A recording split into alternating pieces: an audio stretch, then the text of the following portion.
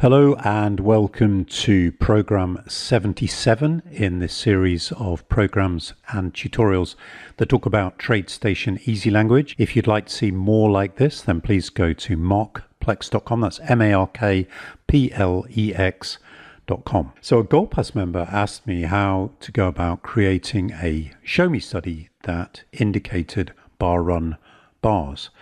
And by a bar run, what he was referring to was a bar such as this one, a bar run down, where the bar is somewhat long compared to the previous several bars. The price closed near the bottom of the bar, and of course it was a down bar. And similarly, for a bar run up bar, the bar is somewhat longer than the previous X number of bars, and the bar closes close to the high. Now, of course, those values are subjective, and what we've got in this program are some user inputs to determine what the minimum size of a bar could be, how close to the top it could be, how many bars previously we're comparing it to, etc. So that is by the user input. But in doing this, I thought that it was interesting. But one thing that I wasn't seeing, of course, within this 60-minute chart was the profile of the price within the bar.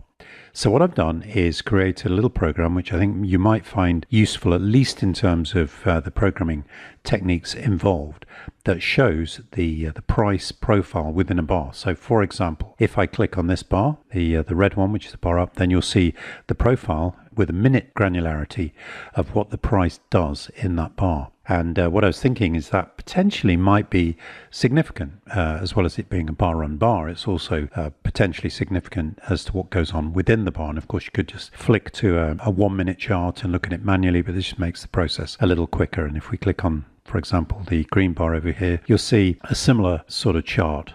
Now, if we were to click on a bar which is neither a bar run up or down, just a regular bar, you'll see that what I've done is I've made that also shows the profile, but the color scheme is somewhat different. And when the program is first applied to the chart, what it does is shows the profile for the last bar on the chart. So let me just show you some of the inputs just to try and explain those. I'm going to go to inputs, and you'll see here, first of all, perk.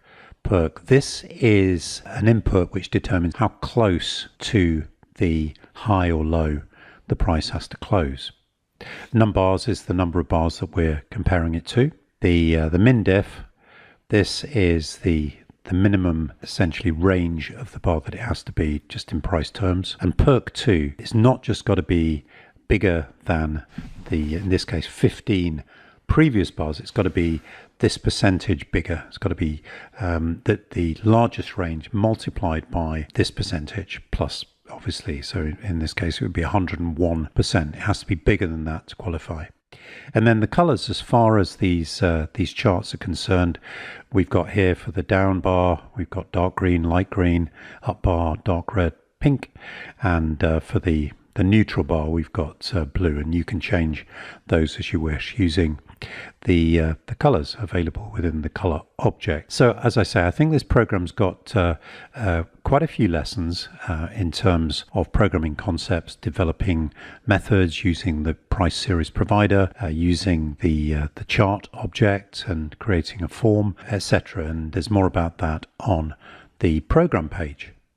Now, one other setting that I just need to mention is there is a slight peculiarity of using this event when we click on a bar and then we notify the program. And that is, if you have the setting for the number of bars back as being set to auto detect, and you can find that in the general tab of the format, the indicator, you'll see that what happens when you click a bar is the program will recalculate, because what it's doing is trying to work out what the max bars back should be, and that causes all sorts of problems, not least that you have to then re-click the bar to see the results. So what I've done is I've set it as user defined at 2000, and you could change that to the number that you want. And what I've done for the actual symbol is I've set that at double what the value is for the the max bars back. So you'll see bars back 4,000.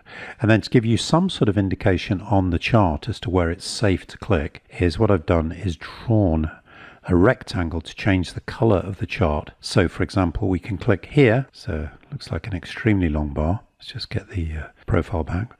But if we were to click here, then what we're going to see is a max bars back error. Try to reference more bars than allowed. So it's a little bit of a workaround, but I think fairly effective way of doing it. It makes the program a little more usable. What I've also done is created a simpler program which just looks for the show me dots. What I'll do is package that with the main program. I'm also going to make the basic program available at no cost to Gold Pass members.